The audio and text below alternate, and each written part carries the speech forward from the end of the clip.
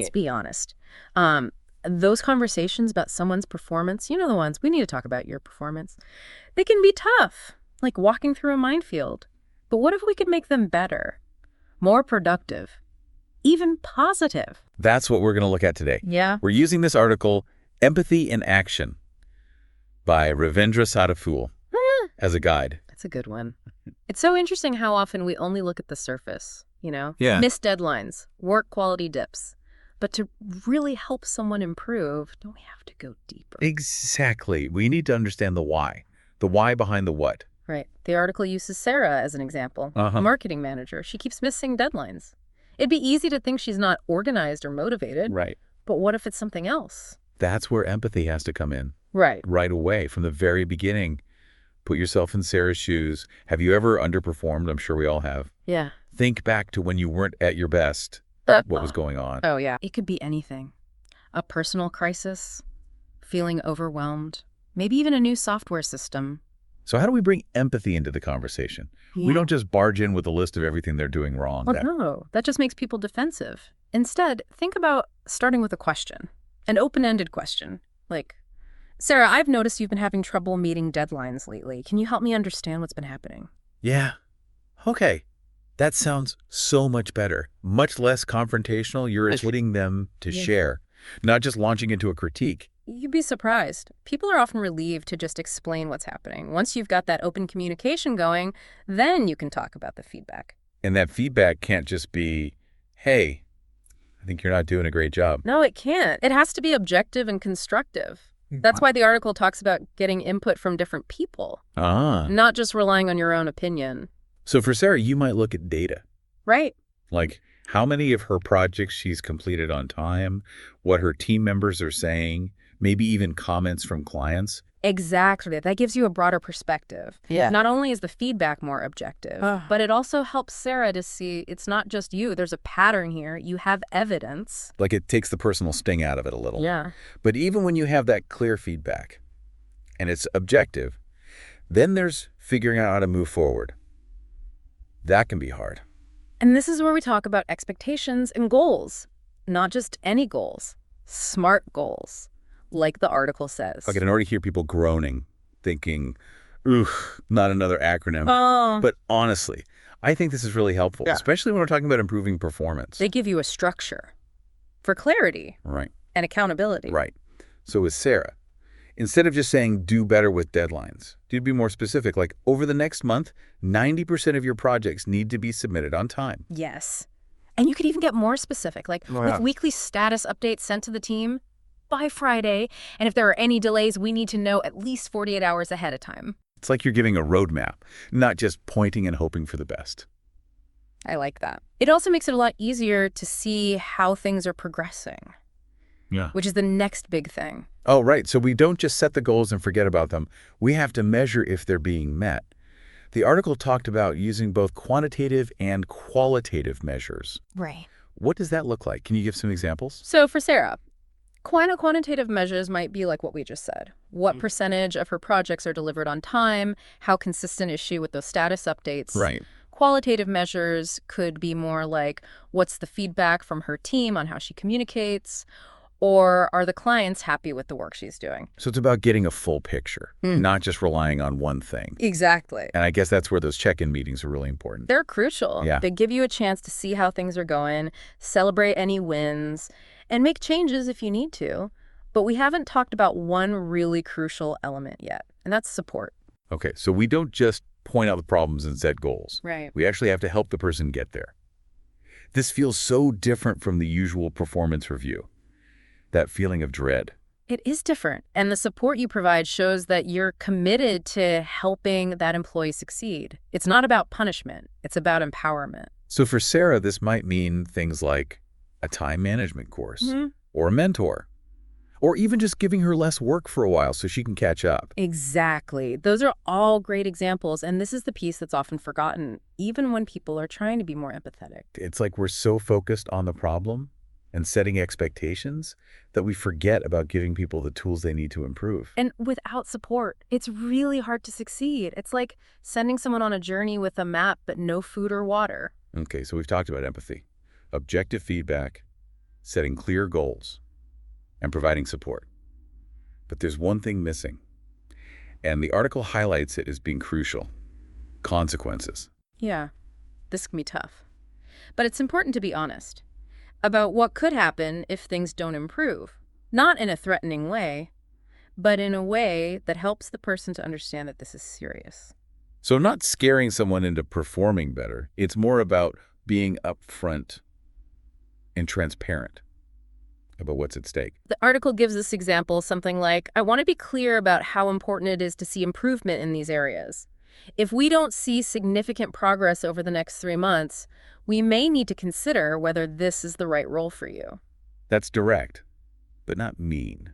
There's still a chance for things to get better, but it's clear that there will be real consequences if they don't. It's about that balance, support and accountability. And honestly, it's something that a lot of managers struggle with. Yeah, it's not easy, but it's important. Absolutely. We've covered a lot: empathy, feedback, goals, support, consequences. But I feel like there's one more piece, something that goes beyond fixing the problem. You're right. This is where it gets exciting. Because we're not just talking about fixing what's wrong. We're talking about inspiring excellence. I love that. How do we bring that into these conversations? How do we help people not just meet expectations, but go above and beyond? Let's talk about that in the next part of our deep dive. You know, it's funny. We spend so much time on what not to do. Yeah. At work, fixing mistakes, avoiding problems. What about aiming higher? That's such a good point. And it's something we forget about a lot of the time. In those performance conversations, we're so busy focusing on what's wrong that we forget about the positive. What does amazing performance look like? Like we're just setting the bar at okay Yeah. instead of amazing. So how do we change that? How do we help people to be their best? Well, let's think about Sarah again, Yeah. our marketing manager. She's struggling with deadlines. Yeah. What if, instead of just get those reports in on time, you said something like, what if you were known as the person who not only delivers on time, but always thinks ahead, anticipates the client's needs, comes up with innovative solutions? Wow. That's a big difference. It's not just checking things off a list anymore. It's about being a strategic partner, a thought leader. It's about tapping into what motivates someone, their desire to grow, to make a difference. Like you're giving them a picture of their best self Yeah. in that role. That would be motivating. It really is. And it also helps to connect their individual work to the bigger picture, the goals of the team, or even the whole organization. You might say, imagine if your projects always exceeded client expectations and helped us to get those big new accounts. What kind of impact could you have? Showing them their work matters, Right. that it's part of something bigger than themselves. And that can be incredibly powerful, that sense of purpose. It's the difference between being good and being truly great. We've talked about so many different strategies in this deep dive: empathy, feedback, goals, support, consequences. But this idea of excellence, painting that picture of what's possible, it ties it all together. It's about creating a vision of success, everyone's on board, and it's about more than just the bare minimum. And it gives people the power to own that vision, to really go for it. What stood out to you most in this conversation? It's just how different this is from how performance conversations usually go. Yeah. It's a whole new mindset, from judgment to curiosity, from criticism to collaboration.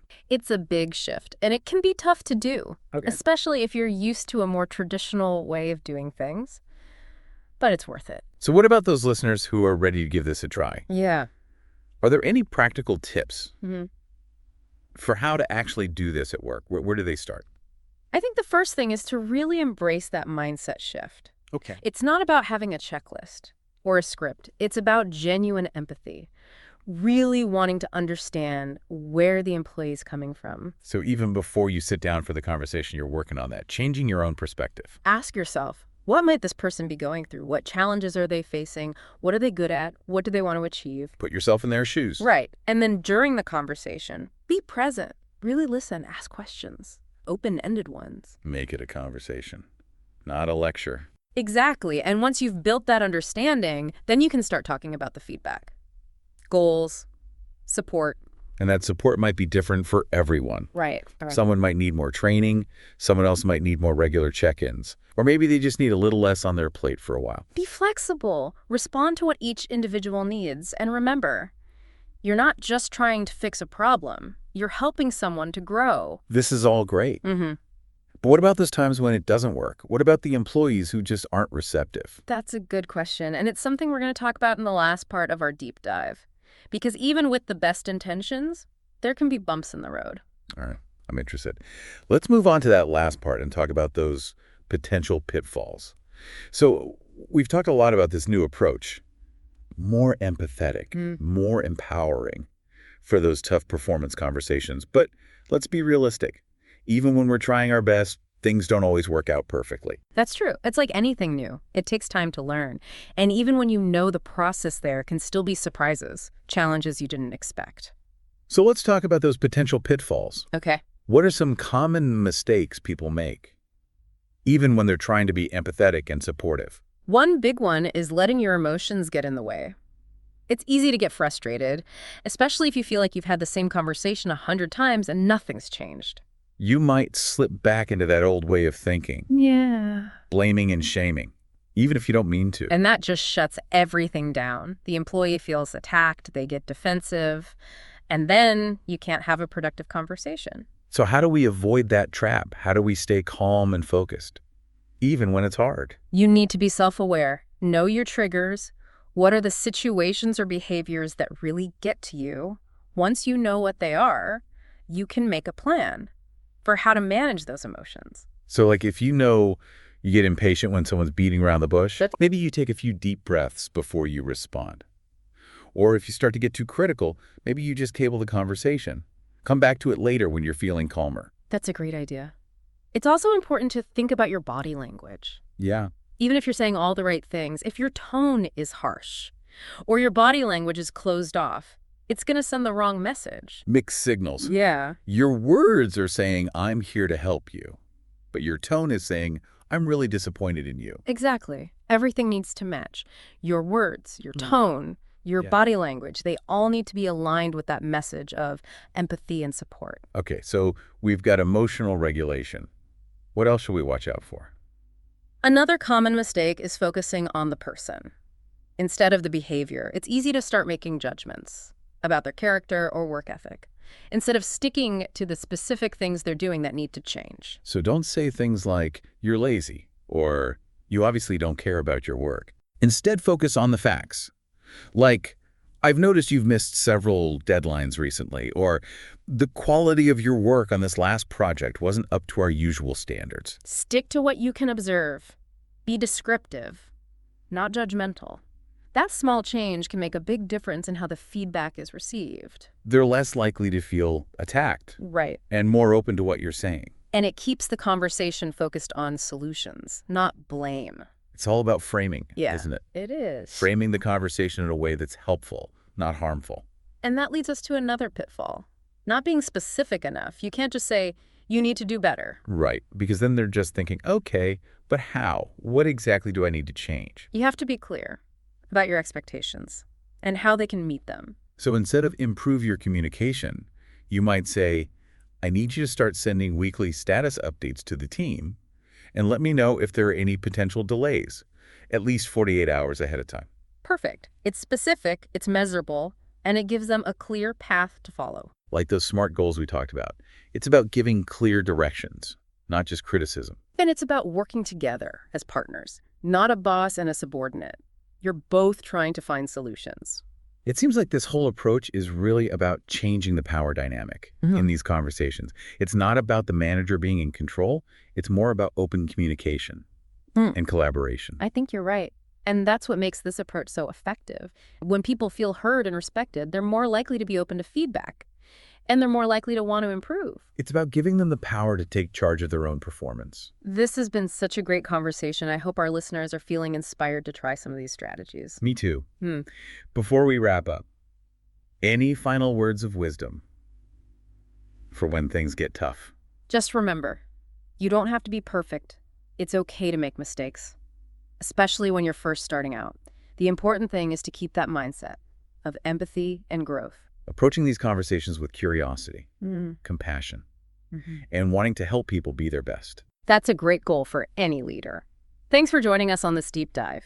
And remember, the best way to learn is to try it out yourself. See you next time.